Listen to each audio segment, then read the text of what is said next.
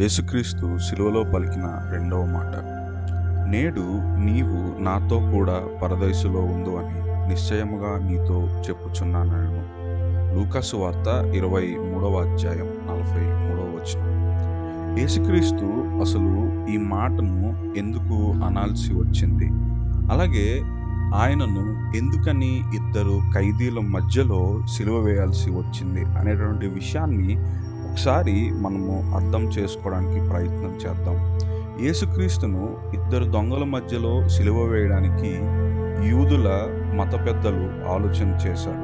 దీనికి ప్రాముఖ్యమైనటువంటి ఉద్దేశం ఏమిటంటే, యేసయ్యను దొంగల మధ్య సిలువ వేయడం ద్వారా ఆయన యొక్క వ్యక్తిత్వాన్ని చెడుగా చూపించి జనుల మధ్యలో ఆయనను ఒక ముద్దాయిగా చూపించాలని అనుకున్నారు. అందుకనే ఆయనను ఇద్దరు ఖైదీల మధ్యలో సిలువ వేయడానికి యూదులు ప్రయత్నించారు.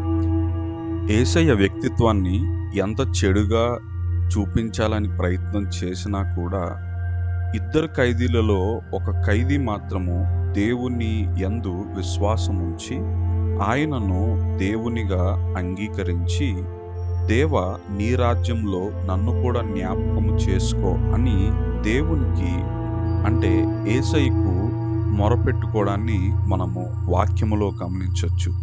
అతనికి జవాబును ఇస్తూ యేసయ్య, నేడు నీవు నాతో కూడా పరదైసులో ఉంటావు అని అతనికి వాగ్దానం చేసినట్లుగా మనము అర్థం చేసుకోవచ్చు. ఈ మాటను వింటున్న నీవు ఇంకా యేసయ్యను స్వంత రక్షకుడిగా అంగీకరించకుండా నామకార్థ క్రైస్తవునిగా జీవిస్తున్నావేమో. ఇదే మంచి సమయం, రక్షణ దినం. యేసయ్యను నీ స్వంత రక్షకుడిగా అంగీకరించి మారు మనస్సు పొంది నిత్య జీవాన్ని పొందుకో.